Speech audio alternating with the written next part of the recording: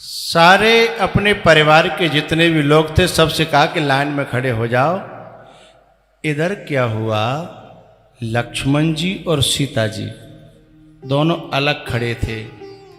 मन उनका भी था कि इस चरणामृत में से हमें भी मिल जाए। अब इस बात को केवट भांप गया। अब आपको पहले एक बात मुझे बतानी पड़ेगी कि ये वही केवट है जो एक दना फुसकार मार के पाँव नहीं छुअन दे और आज जाने मल मल के, और जो एक दिन फुसकार मार के भगायो ही नहीं, मार डारे बेचारो, आज बाके हाथ में पाँव है, चरणामृत है, और जो बादना रखवाली पे तकाए बे किनारे ते खड़े हैं। केवट ने एक बात कही, सुनो भैया, काउआ प्रसाद लेना हो तो लाइन में आ जाए। मेरे यहां का भी नियम है कि जो लाइन में होगा भैया मिलेगा।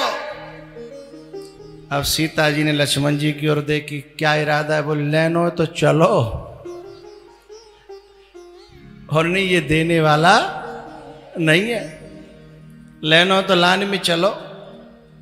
अब लक्ष्मण जी को भीतर से कितना गुस्सा आया होगा, कल्पना करो कि जी आज हमें लाइन में लगा रहे हैं। सुन केवट के बैन प्रेम लपेटे अटपटे, विहसे करुणाएन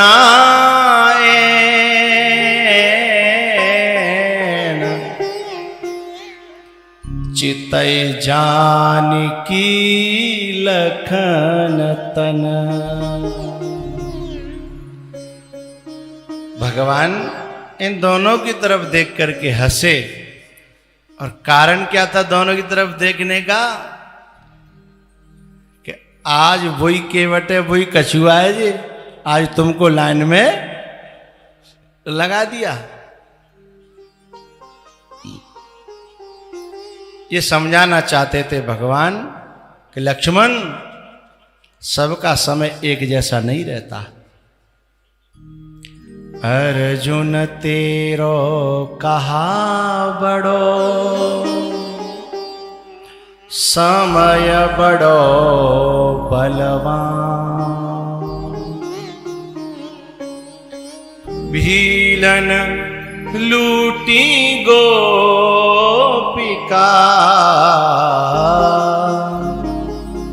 वही अर्जुन वही बाण।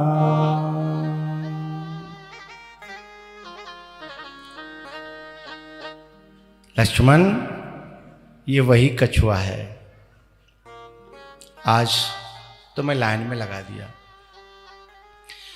इतना करने के बाद में भी केवट के अटपटे बैन मिटे नहीं। अब राम जी ने कि भैया अब तो सब काम हैगो होए, तो हमें अब पार कर दे।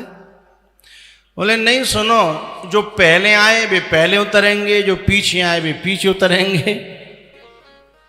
राम जी बोले यहाँ तो कोई चिड़ैया गुना दिख रही, हम थे पहले। बोले नहीं नहीं प्रभु, अपनी उन आंखों से देखिए कितनी अभी भीड़ लगी है घाट पर। बोले भीड़? बोले हाँ। तब केवट ने कहा, देखो मेरे पुरखाओं की कितनी भीड़ लगी है, जो पुरखा मेरे दुनिया को छोड़ के चले गए, अभी भी पार ना भये। पहले आप बिन्ने पार करो, फिर हम तुम्हें पार करेंगे।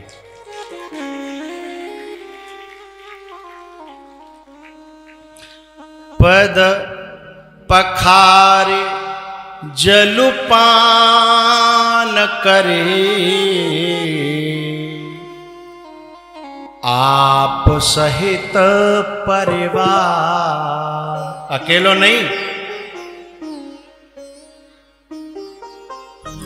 अब शब्द आया, पितर पार करे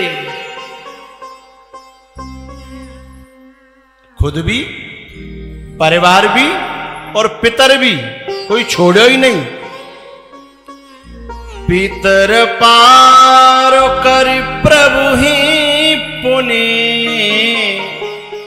और सबसे बाद में नंबर भगवान को लाओ।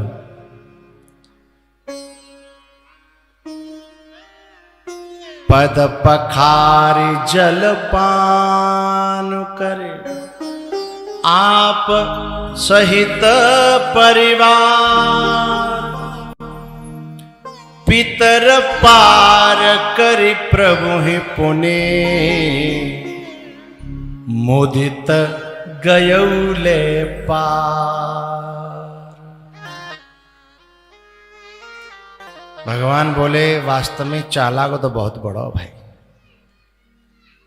हमको केवल 3 को पार कर रहा है और अपने आप सहित परिवार और पितर।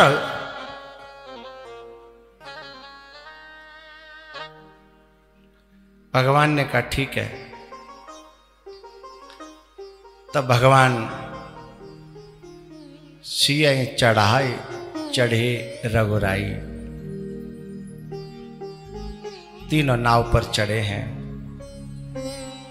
अब नाव जो है इस किनारे से उस किनारे पर पहुंचने ही वाली थी, तब तक जाने जो है उसको यू टर्न कर दिया, मोड़ दिया पीछे को।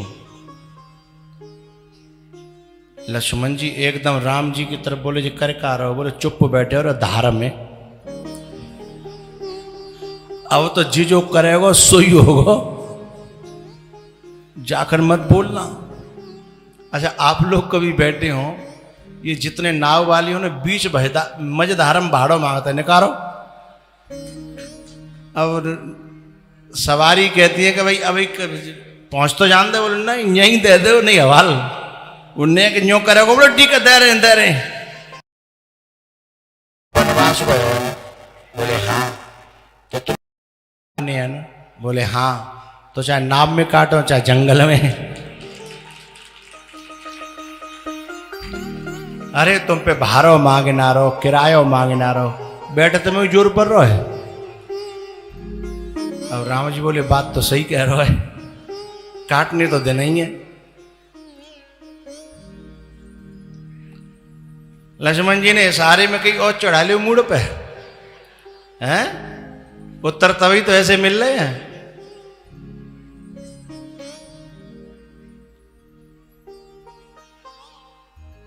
फिर चक्कर लगाने लगा।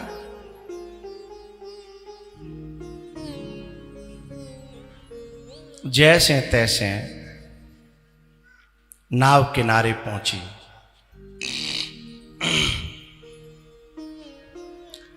अब एक चौपाई आने वाली है, उसका पहले मैं भाव कह दूं।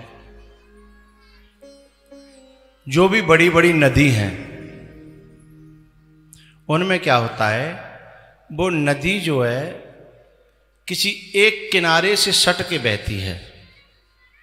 एक तरफ तो बिल्कुल सट के बहेगी, दूसरी तरफ रेत ही रेत होगा। आप लोगों ने देखी हो, कहीं जा किनारे से सट के बह रही होगी, उधर रेत होगा, कहीं उधर चली जाएगी घूमती हुई, बा किनारे से बहेगी, इधर रेत होगा। जब केवट ने राम लखन सीता जी को चढ़ाया तो वहां कहीं रेत का जिक्र नहीं है। और जैसे पार किया तो शब्द सबसे पहले आया, उतरी ठाड़ भय सुरसरी रेता। इसका मतलब है गंगा जी के उस घाट पर रहता है केवट जहां बिल्कुल सट के बह रही थी, वहां रेत नहीं था, लेकिन जहां उतारा वहां पर रेत था। गंगा जी के तट पर 2 तरह के लोग रहते हैं, एक सकाम एक निष्काम। सकाम वो है जिनके खेत गंगा जी के आसपास हैं और वे गंगा जी के से हमेशा भीतर से प्रार्थना करते हैं कि पल्ली साइड से बहे। क्यों? क्योंकि जा पारे हम कचू खरबूजे तरबूजे कर लें, जमीन मिलेगी, काफी रेत मिलेगा और रेत में बढ़िया फसल होगी। और गंगा जी की रेती में ज्यादा पानी देने की जरूरत नहीं, तरी रहती है, नमी रहती है। तो जो सकाम है वो गंगा जल नहीं, गंगा की रेती चाहते हैं। गंगा है भक्ति, और इस भक्ति के किनारे दोनों तरह के लोग रहते हैं।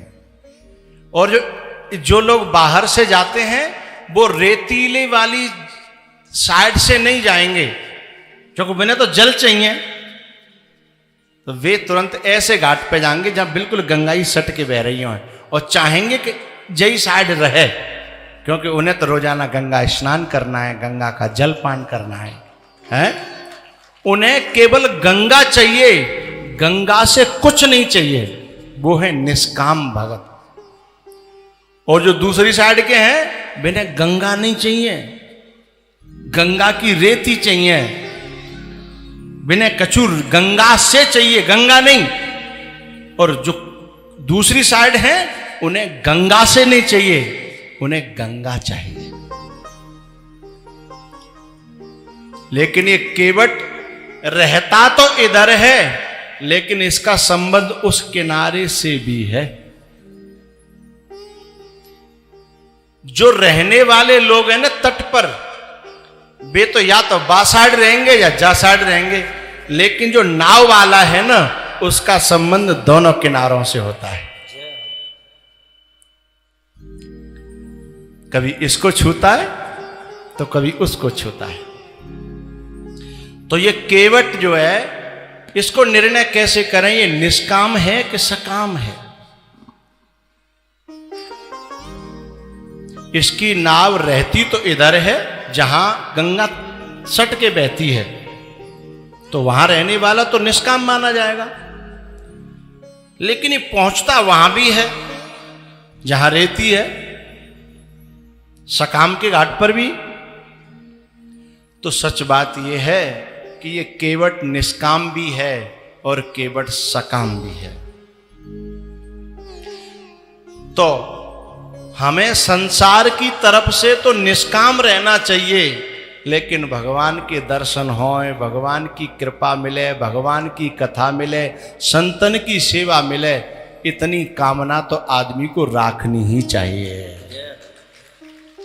इतने मामले में आदमी को सकाम होना चाहिए, और संसार के मामले में आदमी को निष्काम होना चाहिए। अच्छा एक बात बताऊं, निष्काम हो जाने से कोई ऐसा नहीं है कि गरीब हो जाएगा, दरिद्री हो जाएगा ना। एक बात बताओ, पहले एक बात कहनी पड़ेगी कि एक बूढ़ी मां थी, और उस बूढ़ी मां के एक ही छोटा सा बच्चा था। उस छोटे से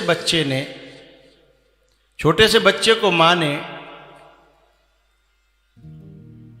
ऐसा निष्काम भक्ति सिखाई और उससे कहा, बेटा कभी कोई काम लोभ लालच से मत करना। एक राजा का महल बन रहा था, वहां वो बच्चा रोजाना सुबह जाता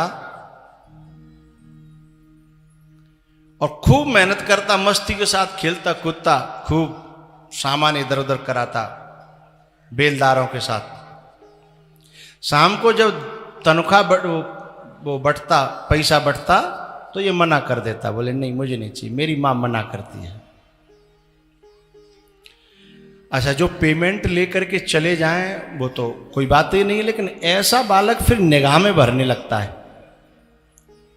कुछ अलग है, निगाह में भरने लगा।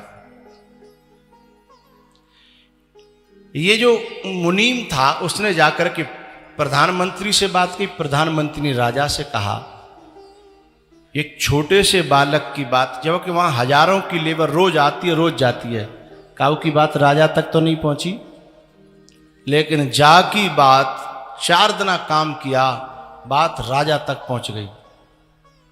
क्यों पहुंच गई? क्योंकि ये निष्काम था। राजा ने कहा कि ऐसी कौन सी मां हो सकती है जो इतना निष्काम बना रही है अपने बालक को, और वो बालक भी कैसा होगा। उसने कहा उस बालक को हमसे मिलाओ। बोले ठीक है। वो मुनीम जो है उस बालक को लेकर राजा के पास गया और राजा ने कहा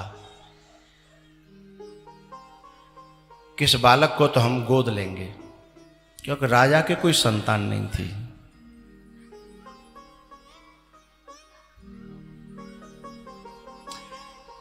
पीछे बालक है।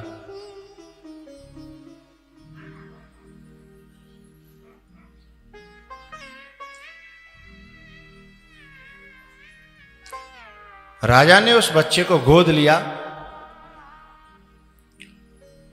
और हाथी पे बैठा करके पूरे नगर में ये ढिंडोरा पीटा कि ये बालक मेरा बेटा है। और जब उस बालक की मां के पास में पहुंचे, उस कुटिया पर, झोंपड़ी पर, तो राजा हाथी से उतर के उस मां के पांव छूने गया। तेरा बड़ा उपकार है कि मुझे इसका ऐसा निष्काम बालक तूने दिया।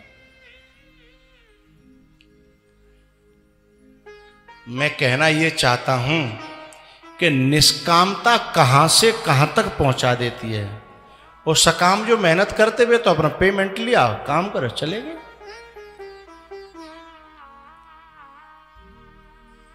ये केवट निष्काम भगत है भगवान का। इसलिए मुझे यहां एक बात और कहनी है।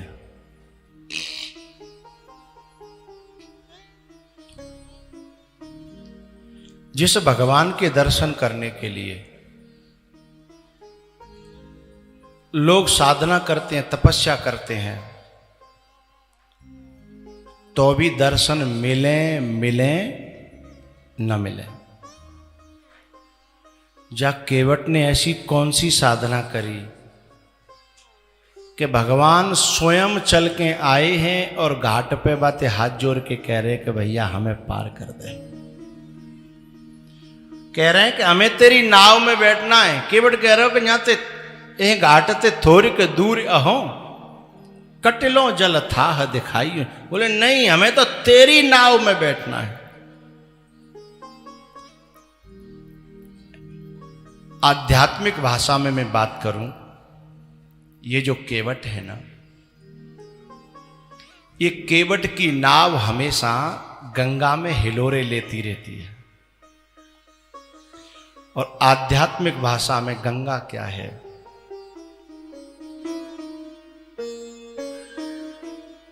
सकल लोक जग पावन गंगा। ये राम कथा क्या है? गंगा। और आप जितने जहां में बैठे हो ना, केवट और केवटी, आप सब अपनी नाव ले लेके आ रहे हो। और आपकी नाव भी पूरे दिन जब तक कथा चलती है हिलोरे ही लेती रहती है। जी यूं कहते हैं हा, ये हिलोरा ले रही है।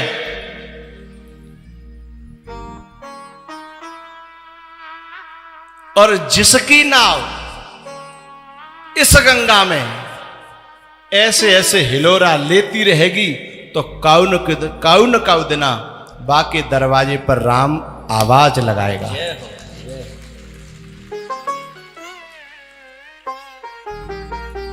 एक बात और कहूं,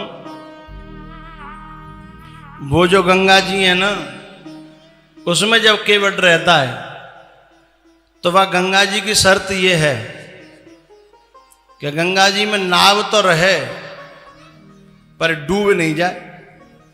डूब गई तो मामलो गड़बड़ है जागो। लेकिन ये जो इस समय आश्रम पे गंगा जी बह रही हैं कथा की, जहां में दो बातों में फायदा है।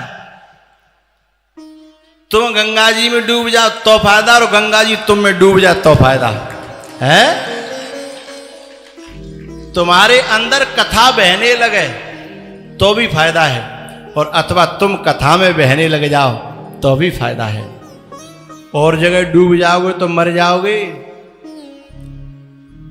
तुम्हारे गांव में कोई कुआं हो, वहां गिर गए तो डूब के मरोगे कि नहीं? कभी तालाब में डूब गए तो मरेंगे कि नहीं? और जगह कहीं डूब गए तो मर जाएंगे, लेकिन जा नदी में डूब गए तो मरेंगे नहीं, तर जाएंगे। ऐसी धारा है ये।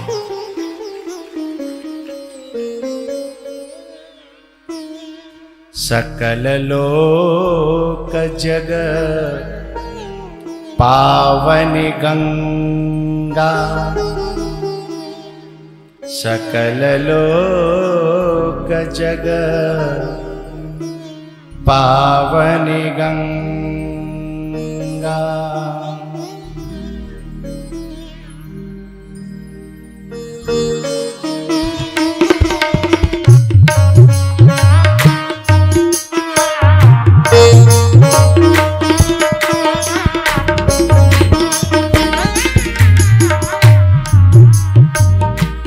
उतरी ठाड़ भय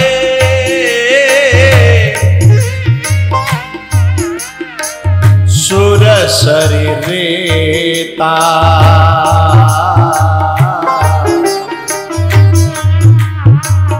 उतरी ठाड़ भय सुर सरी रेता, सिय राम गुह लखन समेता।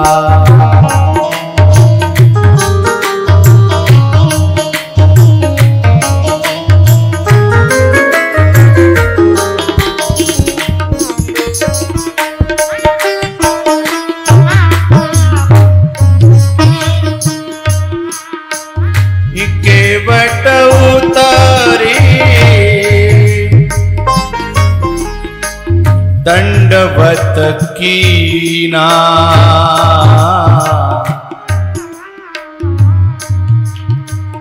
केवट उतरी दंडवत कीना, प्रभु ही सकुचे एहि नहीं कछु दीना।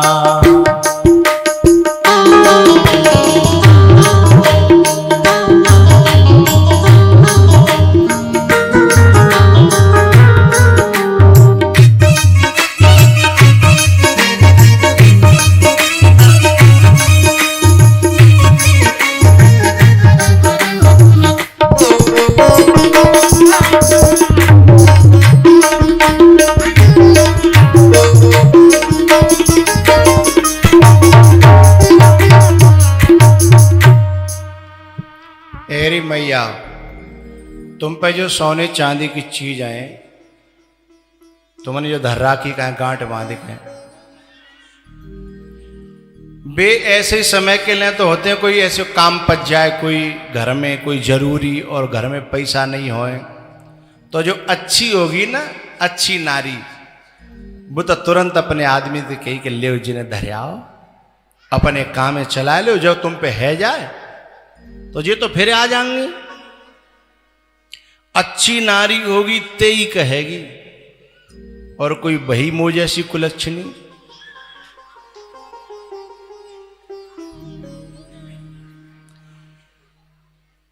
वैसे तो बेचारो आदमी डर के मारे चाहे कितनों कष्ट भोग ले, कितनों कछु देख ले ऊपर नहीं, पर आदमी ते चीजन के बारे में कह तो ना, लेकिन कोई जरूरत पड़ जाए ने कोई धोखे ते चर्चा कर दई तो सीधे नहीं, कोई तुम्हारी निगाह तो मेरी चीज न पई रहती है, मोए पता हो तुम्हारी नीयत जो है यही धरी है, हैं? अब जिन नेगा सीधी रह गई, जिन ले जाओ ले,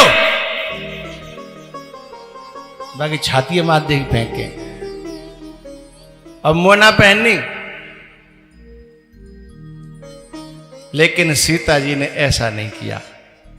सीता जी ने एक आदर्श बनाया कि नारी को ये सामान रखना चाहिए, लेकिन ऐसे समय पर बड़ी खुशी से, बड़े आनंद से ये कह करके अरे तुम ही मेरी चीज हो, तुम ठीक ठाक हो, तुम खुश रहो, जय भी मेरी चीज है, ऐसा भाव रखना चाहिए।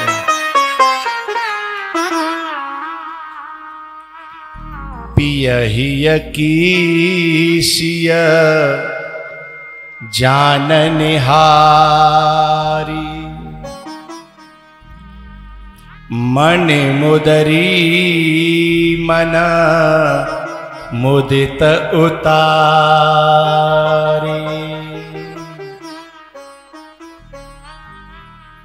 राम जी की ओर जैसे अंगूठी बढ़ाई, राम जी का मन गदगद हो गया, क्योंकि भीतर से मन कह रहा था कि जा कछु दयो नहीं, मैंने कहनी नहीं पड़ी राम जी को बिना कहे। नारी तो वही है जो बिना कहे समय आवे पे अपनी तरफ से ऐसा करे।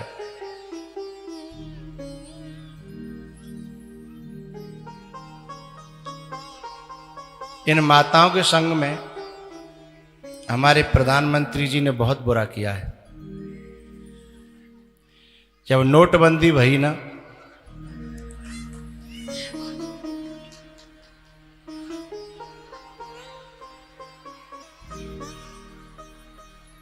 हमेशा आदमी तो जो कहती मुंह पे धरे पैसा ले जाओ, हैं मुंह पे कहां से आए, तुमने दे कब जरूरत पड़े। और जैसे ही रात को ऐलान हुआ कि कल से 500 के नोट है गए कागज, और जिन पे पता है जिन काऊ पे 50,000, अब जिनते जी आफत बन गई कि दें तो पोल खुल रही है, नहीं दें तो कागज है गए।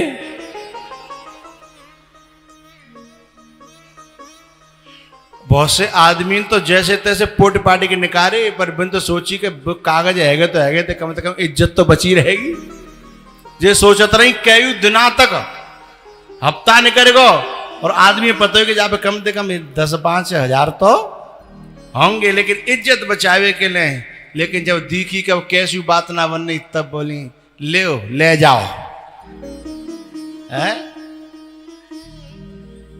बहुत गाली दी जिनने मोदी जी को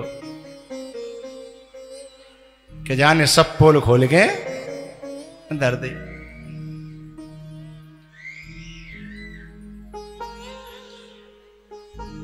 तो ये जो सोनो चांदी पैसा टका है जो माताओं के पास रहता है, उसे हर्ष पूर्वक खुशी पूर्वक समय आने पर प्रयोग करना चाहिए। इन्हीं दिनों के लिए हुआ करता है। राम जी ने जब अंगूठी ली और केवट की ओर बढ़ाई, केवट ने तुरंत अपने कान पकड़ लिए। अरे भगवान, आप क्या कर रहे हो? ये आप कर क्या रहे हो?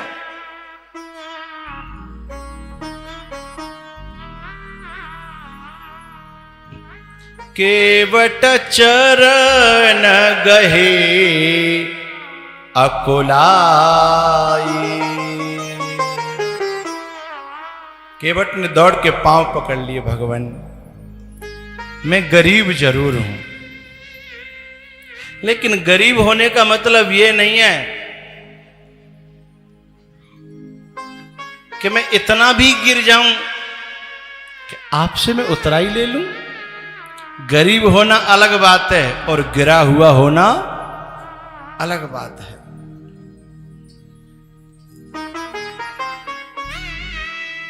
गिरे हुए वो लोग होते हैं कि बस में यदि 2 महात्मा चढ़ जाएं, उनसे भी किराया मांग के निकलवा ले। हमारा होटल है, चाय की दुकान है, महात्मा आ जाए और बहुत पैसा मांगे, वो आदमी गिरा हुआ है।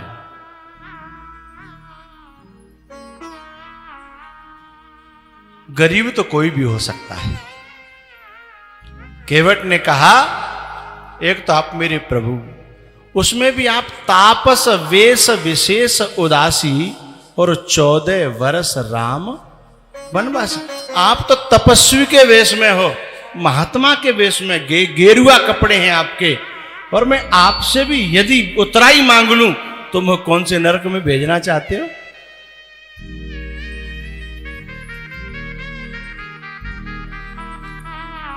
भगवान,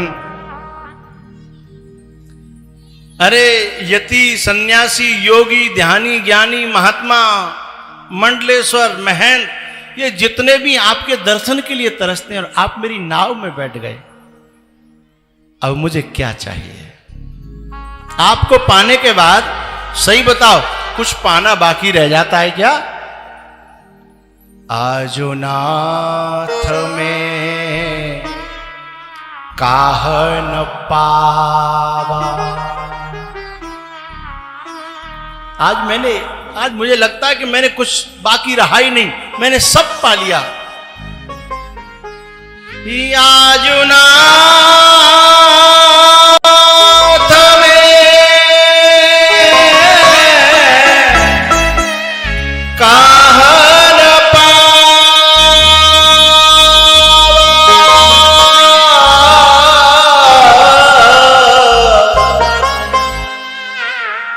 मिटे दोष दुख दारिद दावा।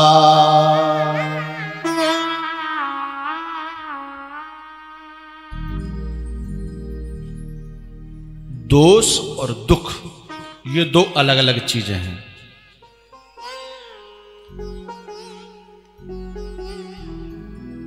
हमारे जीवन में जो दुख है ना, उसका कारण हमारे जीवन का कोई न कोई दोष होता है। तो दुख है परिणाम और दोष है कारण। तो यहां ऐसे समझो, बीज है दोष और दुख है फल। यदि बीज बने रहो और दुख तुमने हाल तो मिटा दो, लेकिन बीज बने रहे तो वो मिटने वाला नहीं है। आज नेक देर के लिए मिट जाओ, बाद में फिर खड़ा होना है। तो राम जी ने क्या किया? कारण भी मिटाया और कार्य भी मिटाया, दुख भी मिटाया। और अब कभी जीवन में दुख आए ना, इसलिए उसके भीतर से दोष भी मिटा दिया। इसलिए केवट कहता है मिटे दोष दुख, दोनों मिट गए। भाई हमारे जीवन में जो भी हमें सुख दुख मिलते हैं वो हमारे खुद के ही गुण दोषों के कारण मिलते हैं। और यदि गुण ही गुण रह जाएं, दोष मिट जाएं, तो दुख की कहीं उपलब्धि नहीं होगी। हमें देखना नहीं आता, नहीं कहीं ना कहीं हमारे ही दोषों के कारण हमारे जीवन में दुख पैदा होता है।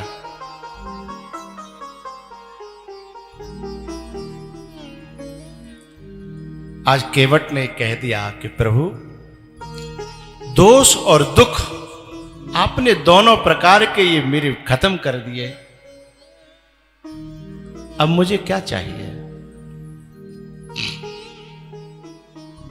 अब मुझे और किसी चीज की जरूरत नहीं है। तो आप जो है इससे ज्यादा और मुझे क्या दे सकते हो? और मुझे चाहिए भी क्या? लेकिन राम जी ने कहा, मेरी खुशी के लिए, मेरे संतोष के लिए कुछ तो ले ले। नहीं, मैं मन मुझे लगी रहेगी, प्रभु ही सकुच एहि नहीं कछु दीना। मैं अपने वनवास के समय में बड़ा दुखी रहूंगा, इस बात को सोच सोच करके। इसलिए तू मेरी खुशी के लिए ये ले ले। नहीं माने भगवान। केवट बार बार मना करता रहा। फिर जब ज्यादा जिद हुई तो केवट ने कहा ठीक है लाओ, अंगूठी ले ली। अब आप सोच रहे हो केवट ने तो अंगूठी ली नहीं थी। नहीं, केवट ने अंगूठी ली थी। केवट ने अंगूठी ले ली, थोड़ी देर अंगूठी का दर्शन कर रहा है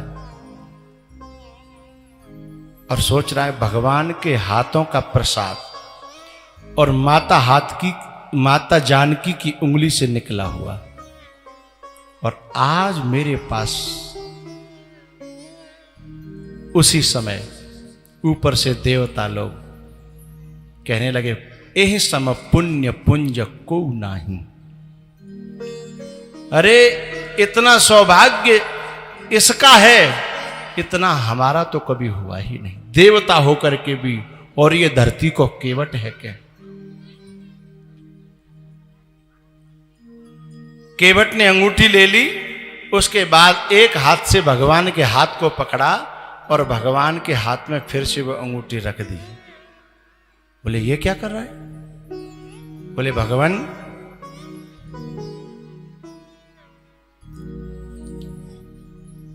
एक मेरी प्रार्थना है।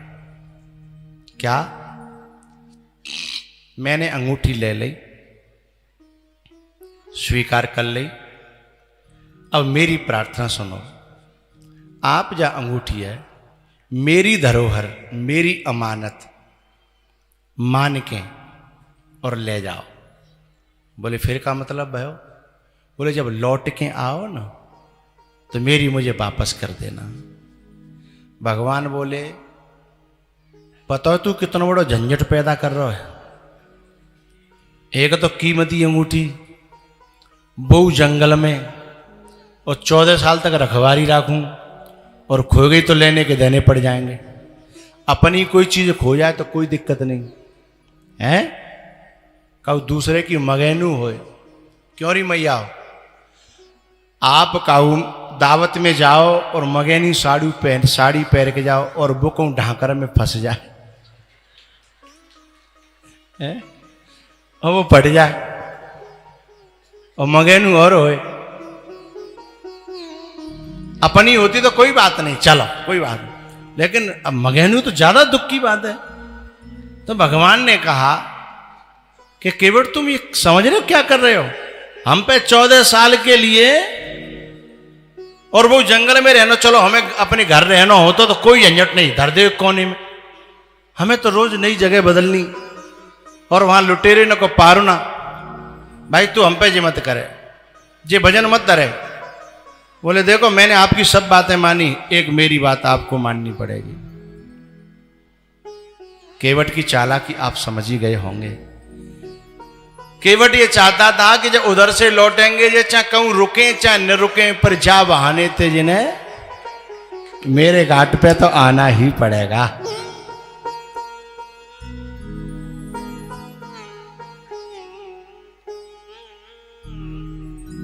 एक बात बताऊं, जब केवट घर पहुंचो ना अपने, तो घरवारी केवट पे टूट के पड़ी।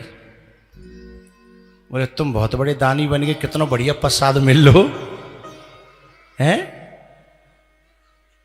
अरे हम पहनते नहीं पर कम से कम घर तो धर लेते, एक निशानी बनी रहती कबू भगवान हमारे यहां आए।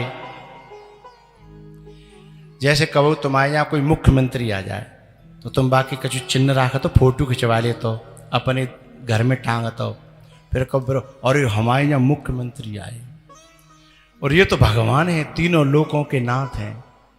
केवट की घरवाई कह रही है, अब उनको कम से कम हाथ की निशानी मिल रही थी। हमारी पीढ़ी देखती, हमारे नाती पंती पोता होते तो हम बता दे हमारे यहाँ भगवान आए, पहचान देखो जे धरी है उनकी अंगूठी। अरे जय काम के लिए है जाती, सो तुम बनेगे बहुत बड़े दानी हैं। अब कादरवा सेखी में आगे का नहीं ले जाओ। सुनाती रही केवट ने कही मेरो नंबर आवे हो कि नहीं, क्या सुनाती रहेगी। बोले हाँ बोलो। तो केवट ने बताया कहने मैंने अंगूठी क्यों नहीं ली पता है। बोले बता। तब केवट ने बताया कि अब हमें भजन करवे की जरूरत नहीं है, न भगवान को ध्यान करनो, न सुमिरन करनो, न नाम जपनो, और हमारो कल्याण है जागो। बोले ऐसे कैसे है जागो। बोले ऐसे है जागो कि अब 14 साल तक हमें न भजन करनो न ध्यान करनो, अब जब जब अंगूठियां देखेंगे तो भगवान खुद हमारा ध्यान करेंगे।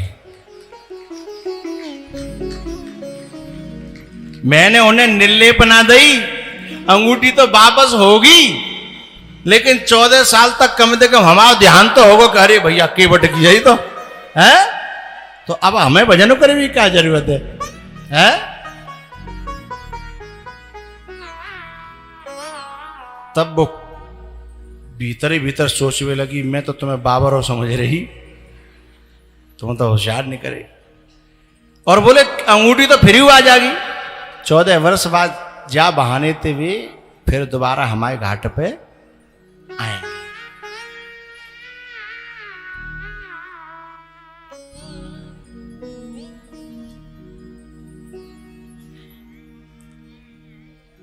भगवान ने जब केवट ने कुछ नहीं लिया और भगवान कहते हैं कि मेरा दर्शन व्यर्थ नहीं जाता, कुछ न कुछ तो देना ही पड़ेगा मुझे। तब केवट ने जब ये कहा, फिरती वार मोहि जो देवा सो प्रसाद में सिर धर लेवा, सो प्रसाद में सिर धर लेवा।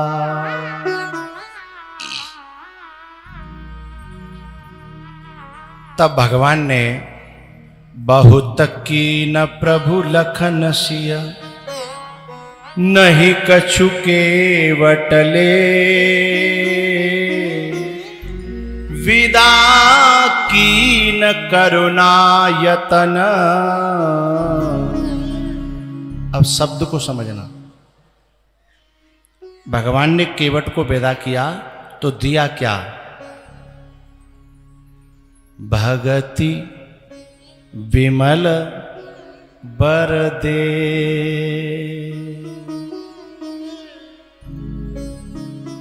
अब जब भगवान ने अपनी भक्ति जिसे प्रदान कर दी हो,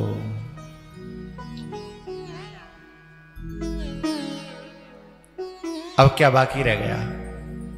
लेकिन अंगूठी ले लेता तो भक्ति फिर नहीं मिलती, फिर क्या पेमेंट मिल जाता।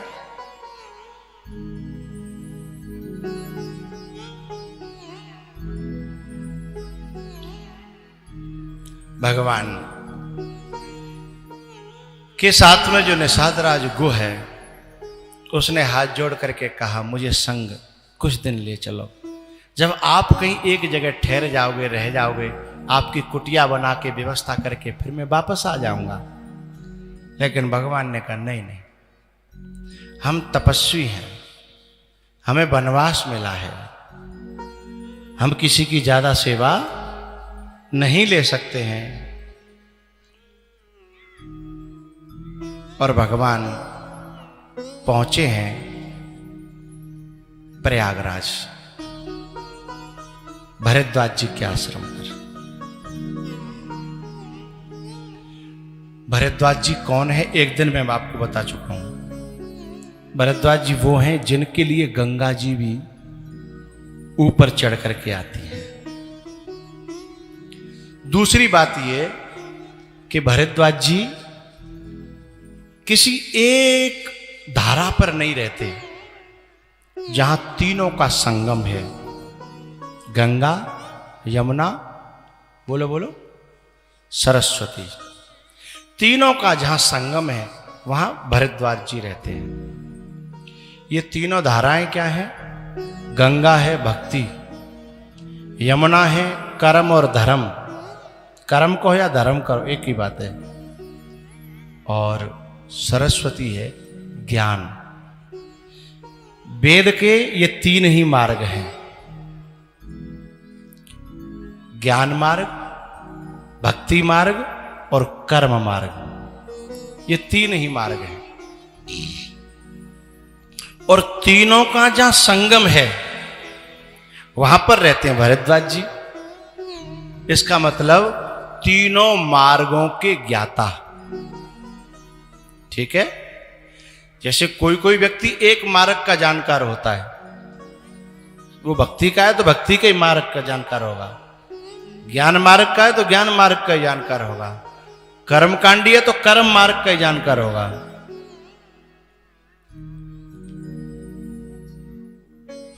लेकिन कोई कोई होता है जो तीनों मार्गों को जानता है, तीनों मार्गों को, और तीनों मार्गों में जिसकी पहुंच होती है।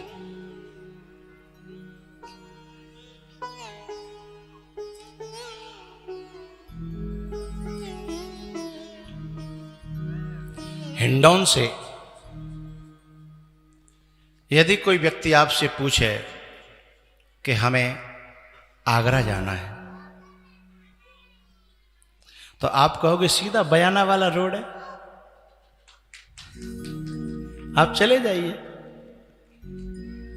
लेकिन यदि कोई महुआ में खड़ा है और आपसे फोन करके पूछे, महुआ और हिंडौन के बीच में किसी गांव में खड़ा है, वो धोखे से इधर आ गया है, तो यदि केवल बयाना वाले ही रोड को जानता है तो वो कहेंगे कि हिंडौन आओ, हिंडौन से फिर बयाना होते हुए जाना। लेकिन जो उस मार्ग को भी जानता है ना, तो कहेगा अब वापस लौट जाइए, सीधा एक्स हाईवे है?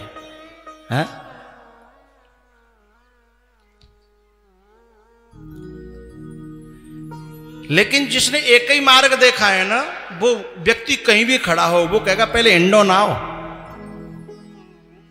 यहीं तो रोड है और कहूं तो रोड है, पहले यहां आओ। लेकिन जो सब मार्गों का जानकार है वो वहीं से बता देगा कि वहां से तुम पकड़ लेना। अब मान के चलो कोई करौली में है और उससे भी आगे सरमथुरा है, वो पूछे कि भाई मुझे आगरा जाना है, और एक ही मार्ग का जानकार है, और हिंडौन आओ, यहां से बयाना से सीधा गया है। लेकिन जो जानकार है ना, वो सरमथुरा से कहेगा आप वहां से एक काम करना, धौलपुर होते हुए आप सीधे पहुंच जाओ। तो जो सब मार्ग का जानकार होगा, जो व्यक्ति जिस मार्ग का अधिकारी है, जहां से कौन सा मार्ग उसे सूट करेगा, वो वहीं से उसका मार्ग बता देगा। लेकिन जो एक ही मार्ग का जानकार है, अब राम जी जैसे भरद्वाज जी के पास पहुंचे, बातें बहुत सारी हुई, लेकिन मुझे एक बात यहां कहनी है कि राम जी भरद्वाज जी से मिले हैं, वाल्मीकि जी से मिले हैं, अगस्त जी से मिले हैं, और भी कुछ संतों से मिले हैं। लेकिन भरद्वाज जी से राम जी ने मार्ग पूछा है। रहने की जगह वाल्मीकि जी से पूछी है, और अस्त्र शस्त्र और मंत्र जो है अगस्त जी से पूछे हैं। तो मार्ग वाल्मीकि जी से क्यों नहीं पूछा? ऐसा कर लेते कि मार्ग वाल्मीकि जी से पूछ लेते, रहवे की जगह भरद्वाज जी से पूछ लेते। नहीं, क्योंकि मार्ग को सही तरीके से हमारे लिए कौन सा मार्ग सही है, इस बात को वही बता पाएगा जो तीनों मार्गों का जानकार होगा। इसलिए भरद्वाज जी महाराज से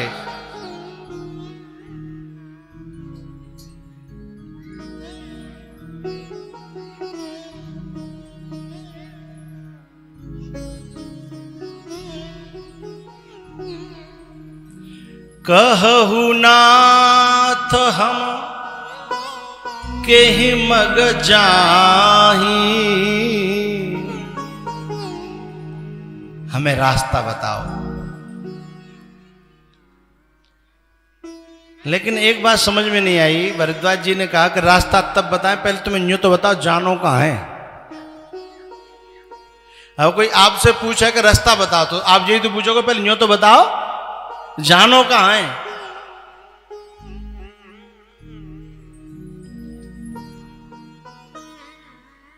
राम जी ने कहा कि जाना कहां है और रास्ता कहां है, ये दोनों ही बात हमें आप बताइए। हम जितने लोग यहां बैठे हैं, का वो पता हो कि आप जानो कहां है? भूले बैठे हैं। मैं जना पूछ रहा हूं कथा पूरी है, तो हो तो खेम कहां जानो है, जा हो तो खेम तो अपने अपने घर जानो है। लेकिन जिन घरों में अभी तुम जाते हो वो तुम्हारे मकान नहीं है।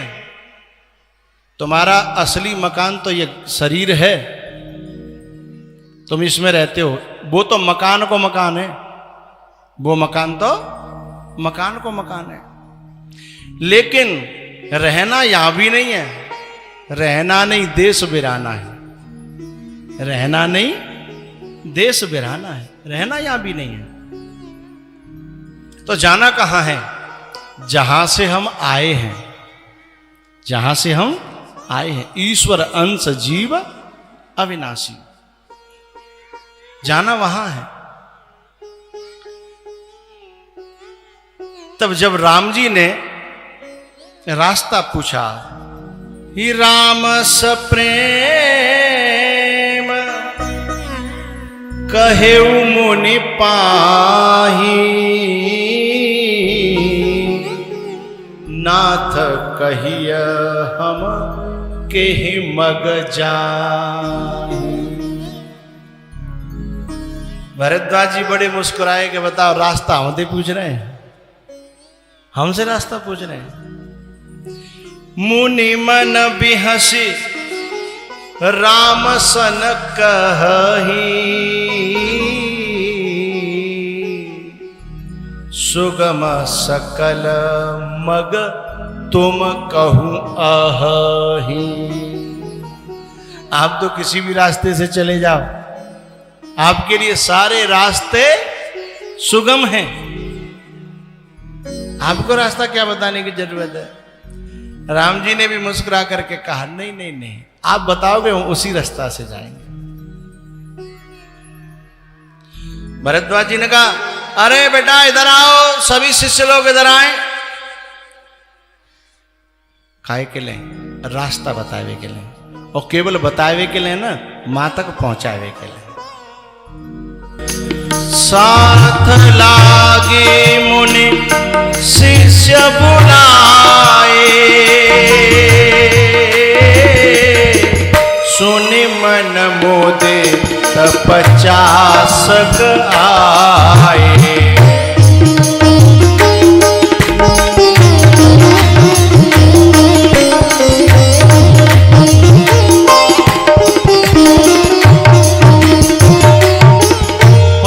चले आए और बोले, मेरा देखा हुआ रास्ता है, मेरा देखा हुआ रास्ता है। सकल कहे मग दीख हमारा, सबने राम पर प्रेम अपारा। राम सिया राम, सिया राम जय जय राम।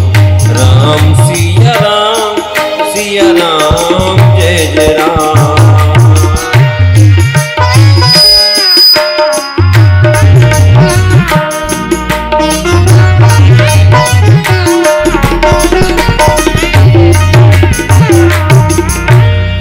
सकल कहे मग दीख हमारा,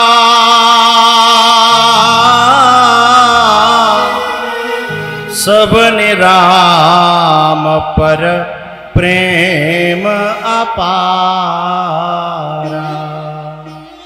राम सिया राम, सिया राम जय। राम सिया राम, सिया राम जय।